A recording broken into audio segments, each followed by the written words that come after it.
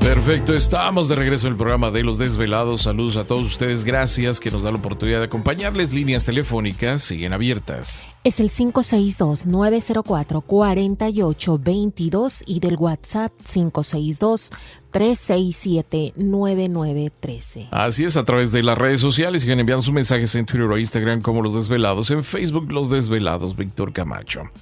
Bueno, imagínense ustedes un lugar desértico, rocoso. Esto es en Yemen, mucho desierto por esos rumbos, y este pozo, y bueno, en medio de este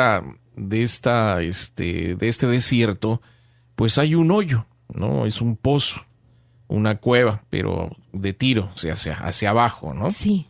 Entonces, esta cueva le conocen como el Pozo del Infierno, ya que desde hace muchos años, muchos siglos, pues la gente que pasaba por ahí, pues lo veía en medio del desierto, este hoyo, ¿no? De repente, y no había manera de bajar.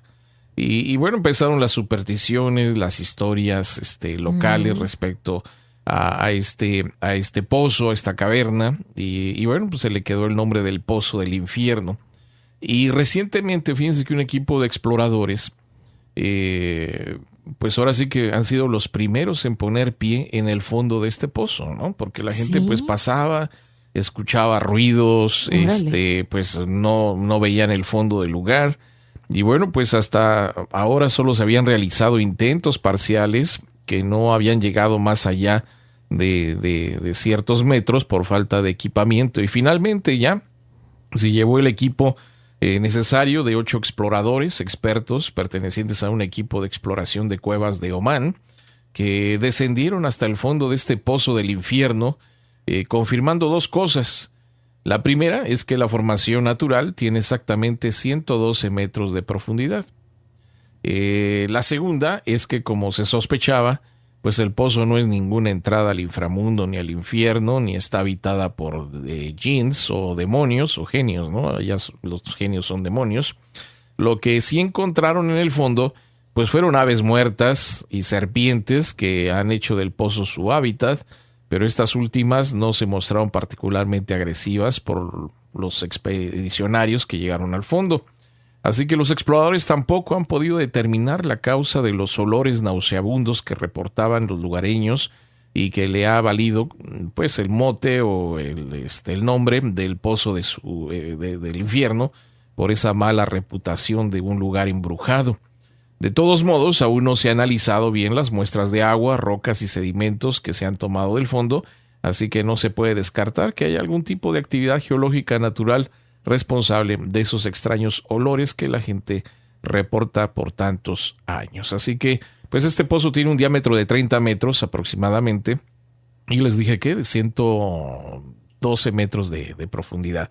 Pero pues ahí empezaban las leyendas, ¿no? De que de ahí salían demonios, ruidos, que era la entrada al infierno, etcétera, etcétera. De esta famosa pozo del infierno allá en Yemen. Y así pues hay muchos relatos de muchos lugares, posiblemente donde ustedes sean desvelados, de cuevas o cavernas o pozos, que de repente pues haya historias, relatos o leyendas de cosas que salgan de ahí o que la gente haya visto, luces que salen a veces de estos lugares, o la gente a veces entra y nunca sale, ¿no? Cosas así de estos pozos, que siempre es muy interesante de repente pues platicar de esta situación. Y en este caso el video que hay de este pozo del infierno pues está muy padre, porque se ve pues el tiro y cómo van bajando los espeleólogos en este caso y llegan al fondo, y pues abajo hay agua, es húmedo, y arriba es un desierto, ¿no? Algo muy parecido al famoso el pozo de las golondrinas, ¿cómo se llama? Oh, sí, a la de las golondrinas. Acá para San Luis Potosí. En San Luis, ¿no? Potosí, que también un desvelado nos contó un relato muy interesante, que habían entrado ahí, que era una entrada a un mundo subterráneo, así como la historia del centro de la Tierra, algo así muy, muy parecido. Así que pues muy interesante esto del pozo del infierno allá en Yemen. Ya encontraron que pues si tiene fondo, y qué es lo que hay allá abajo. Muy bien. ¿Y tenemos a Carlos en la línea telefónica? Vamos a saludar a Carlos. Carlos, ¿qué tal? ¿Cómo estás? Muy buenas noches. Bienvenido al programa de Los Desvelados. ¿Cómo te encuentras? Sí, buenas noches, señor Camacho. Mire, que en Guatemala pues se dan muchos casos así de naves extraterrestres, lugares así como encantados o posiblemente pues digamos que son tal vez recintos de naves extraterrestres. Okay. Hay un lugar que se llama la Cueva de los Fierros, que queda pertenece pues a un municipio que se llama Zapotitlán, allá frontera con El Salvador, en digamos departamento de Jutiapa. Sí. Posiblemente haya personas que al rato le llamen, ahora que yo le mencioné ese lugar, diciendo lo que han tenido experiencia. Ese lugar ha sido visitado muchas veces por americanos. ¿Cueva de qué dice? Ahí en ese lugar que se llama la Cueva de los Fierros. De los Fierros. La Cueva de los Fierros, queda en el Río de Paz, donde se une el Río de Paz con el Río San Nicolás. Okay. En ese lugar, pues a veces aparecen en tiempo, digamos, en invierno así aparecen muchas, se llena de ganado, pero un ganado negro, y no hay ganaderías a los lados. Y de repente a veces la cueva dice que está vacía, y hay muchos jeroglíficos en las paredes, han visto entrar y salir luces de esa cueva, mucha gente entra, ha querido entrar siguiendo las luces y se pierde y aparece al año o 2 años, aparecen todos peludos y mudos. ¿Oh, sí? Así como tontos, ¿sí? Ajá. Allá al mes, 2 meses de haber aparecido, ya empiezan ellos a hablar. Ajá. ¿Y qué cuentan? ¿O si se ha escuchado a alguien que cuente qué fue lo que sucedió? No dicen nada de lo que sucedió. Solamente ellos no dicen nada, dicen que no recuerdan nada de lo que de todo ese tiempo que estuvieron allí, es como que estuvieran muertos. Ajá. Curioso. Como que le borraran la mente, pero lo curioso que ha llegado americanos allí pues con cámaras y todo, y han entrado a la cueva y han salido asustados de ahí corriendo, y hasta dejan el equipo tirado a saber qué ven, porque salen igual que no hablan. Oye, qué interesante lo que sucede ahí entonces, Carlos, y bueno, no sé, me imagino que hay más personas que hablan al respecto, ¿no? Carlos, ¿estás ahí? Carlos, a ver si no se cayó la llamada. Ahorita lo llamamos de nuevo. Bueno, a ver si llama Carlos otra vez para que nos comente. Ya nos dejó aquí picados de qué es lo que pasa en esa caverna precisamente allí en El Salvador.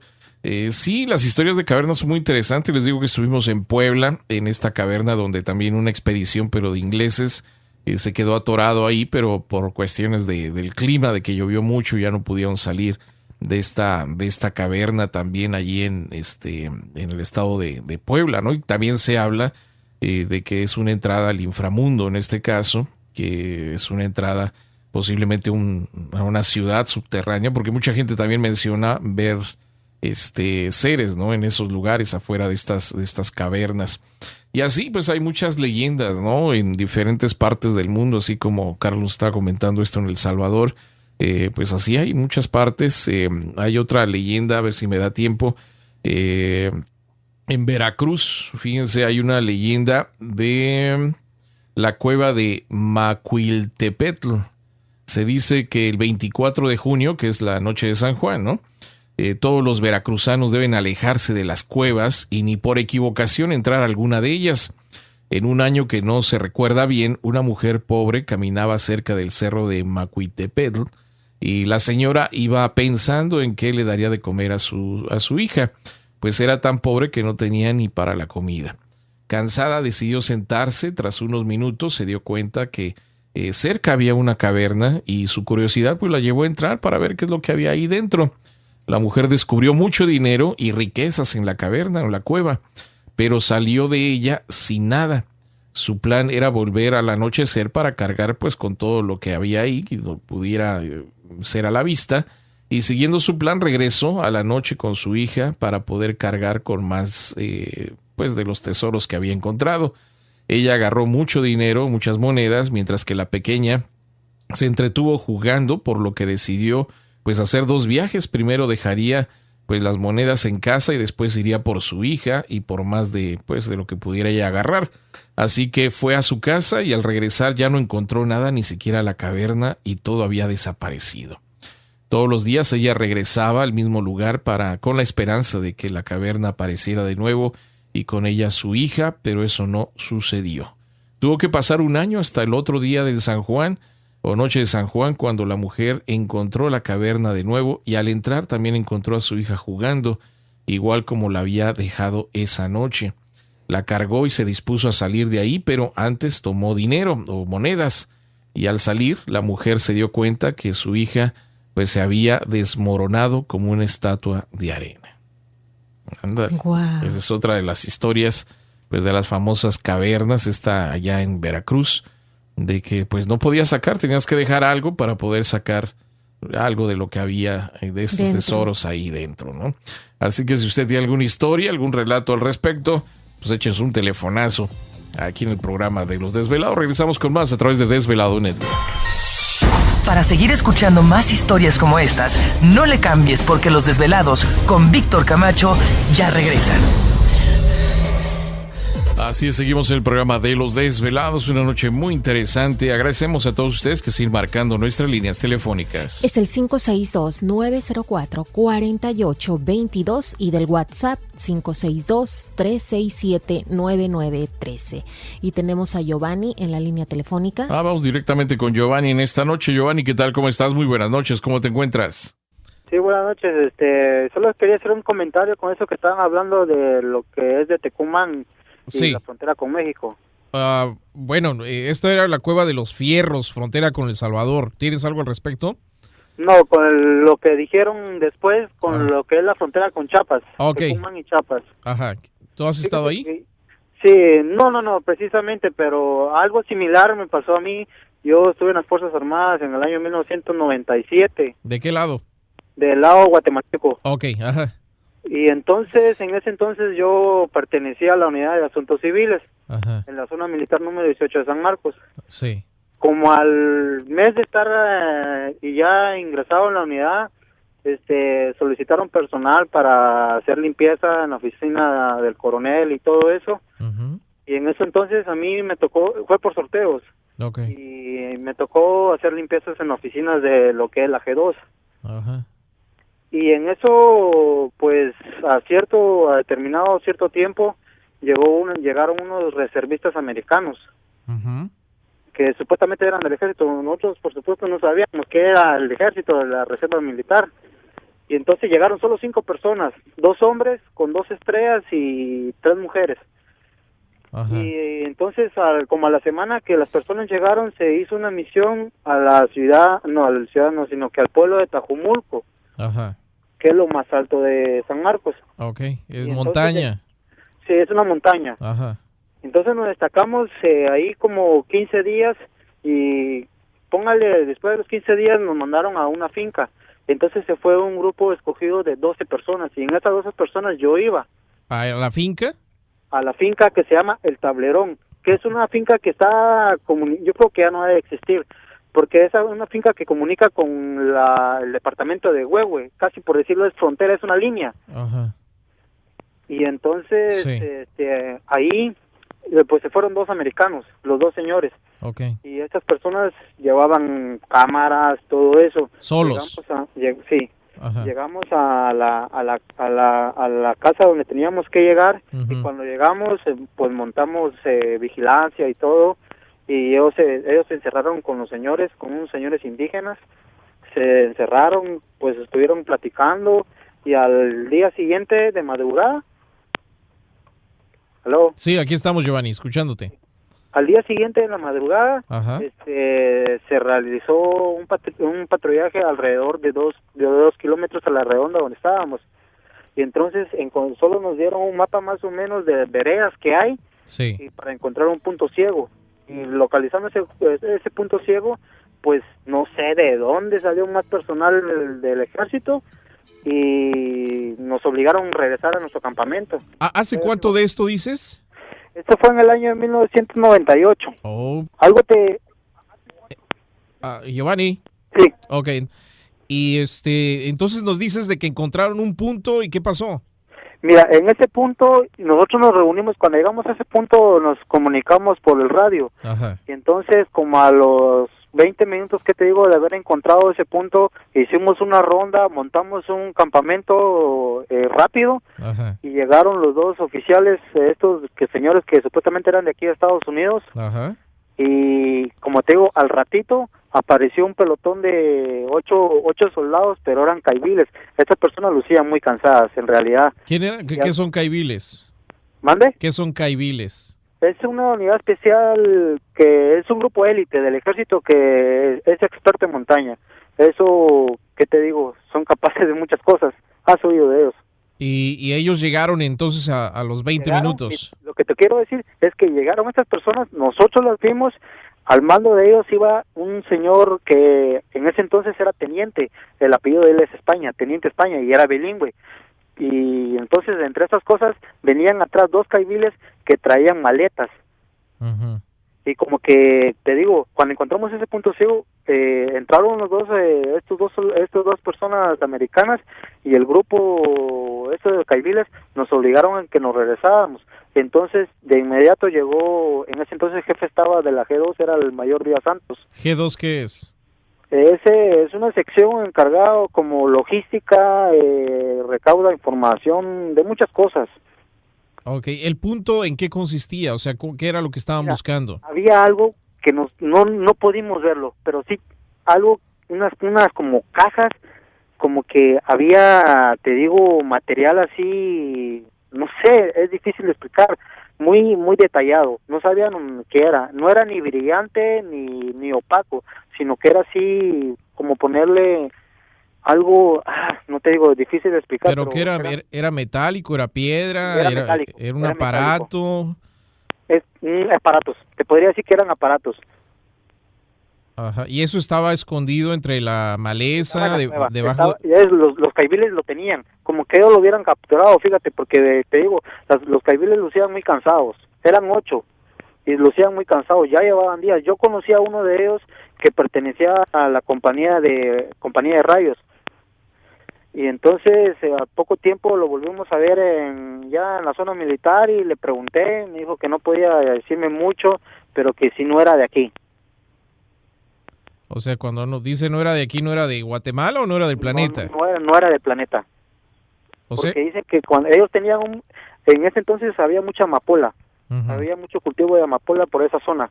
Y entonces supuestamente ellos habían ido a montar operativo para cortar la amapola y agarrar a estas personas que sembraban, pero en realidad se toparon con otras personas. ¿Con otras personas? Ajá.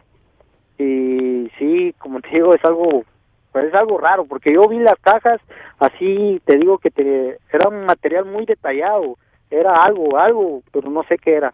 O sea, esto era un estrellamiento entonces, un aparato se estrelló en esa área. Sí, en esa área. Y estas personas que fueron a ver, los viejitos, ¿ellos sabían dónde estaba o habían visto lo que había? Sabían dónde estaba, donde ellos hablaban de que salieron personas y que se fueron caminando entre el monte. Salieron personas de ahí que se fueron caminando entre el monte, porque lo que yo recuerdo, en esa época no había, los reservistas llegaban cada cierto tiempo a la zona, pero en esa época no les tocaba a ellos llegar, por decirle, cada 3 meses ellos llegaban a la zona. Uh-huh. Y te digo, había pasado 1 mes y medio que ellos habían llegado y llegaron, pero ahora solo habían llegado 5 personas. Ajá. Ahora, ¿este pueblo en la montaña cómo se llama? La aldea se llama El Tablerón. Es una aldea que, como te digo, está entre San Marcos, los límites de San Marcos y Huehue. Es una montañita que le da la espalda al lado de para Guatemala, pero está de frente hacia el lado mexicano. Puedes ver Veracruz, Chiapas, mucho así, que es México. O sea, está en plena frontera entonces. No exactamente con la frontera con México. Pero logras mirar hacia México. Sí, está como, ¿qué te digo? 16 kilómetros de la frontera de México. Pero sí se mira todo ahí. Ahora, esta pareja, estos ancianitos, ¿les hicieron algo más o ya no supiste de ellos? Yo no supe de ellos. Como te digo, llegó el mayor y nos tuvimos que regresar por orden. Pero ya solo se quedaron personas escogidas ahí. Uh-huh. ¿Estos caiviles llegaban de la montaña o llegaron de algún pueblo? No, de la montaña. Ellos estaban ahí. Uh-huh. Ellos estaban ahí. Nos vieron cuando llegaron y todo, porque te digo, estaba marcado todo. Todo estaba así guiado. Ajá. Para encontrarlos, porque ellos no cargaban radio. Oye, pues está muy interesante esto, y en el 98, ¿verdad? En el año 98. Inclusive, después de eso, yo escuché un cierto comentario que tiene que ver con este departamento de Malacatán. No sé, pero yo escuché que por ahí, ya lo que es el límite entre México, en esos ríos, dice que dentro de ese río que pasa en el río Suchiate, cayó algo. También. Pero eso fue todo lo que escuché, cayó algo y que ahí sí llegó el ejército mexicano, porque fue del lado mexicano y ellos acordonaron el área, desalojaron a las personas que estaban así alrededor de lo que cayó ahí. ¿Qué fue? No sé, pero también estuvo involucrado el ejército de Guatemala porque ellos tenían un destacamento, lo que es el Puente de la Virgen. En esa área. Oye, está muy interesante esto, Giovanni, ¿eh? Sí. Está muy, muy interesante. Quería decirle, pero sí, si algo te sé decir, ahí hay algo o hubo algo, pero no sé, después de eso, las personas que te digo que yo conocía, unas se fueron para mejor lugar, lo que es Guatemala, y otra ya nunca la volví a ver. A lo que es el Mayor Díaz Santos, jamás volví a saber de él. Lo interesante sería ver a esta pareja que fueron a entrevistar ahí en ese pueblo. Sí, porque llevaban cámaras, de todo, llevaban cosas que para nosotros allá en ese entonces, nosotros de dónde vamos a conocer algo así. Sí, sería muy interesante conseguir esta pareja de ancianitos, saber qué fue lo que vieron, ¿no? La aldea se llama Aldea del Tablerón, está como 2 horas caminando, y te voy a decir algo, ahí no se entra en carro, ahí se llega caminando. ¿Oh, sí? Tienes que pasar montañas, bajadas, volver a subir, te vas comiendo por toda la ruta manzana, de lo que quieras. Ahí de lo que hay. Oye, pues impresionante, a ver si de repente hay gente que haya vivido en esas áreas, que nos estén escuchando, para que pues nos mencionen a ver si llegaron a escuchar algo semejante, ¿no? Sí, pero sí, te digo, algo más de alguien se haya dado cuenta mejor. Los ancianos no sé si todavía activan. Claro. No sé si... Pero pues no sé, interesantísimo, Giovanni. Yo quiero agradecerte mucho por compartir esto y pues gracias por tener la confianza de platicarnos esta experiencia, ¿eh? Sí. Te agradezco por compartir esto con nosotros, Giovanni. Un abrazo a la distancia. Tenemos que hacer la pausa, pero regresamos con más del programa de Los Desvelados. Sigue participando. Continúa contando tus historias aquí. En Los Desvelados con Víctor Camacho.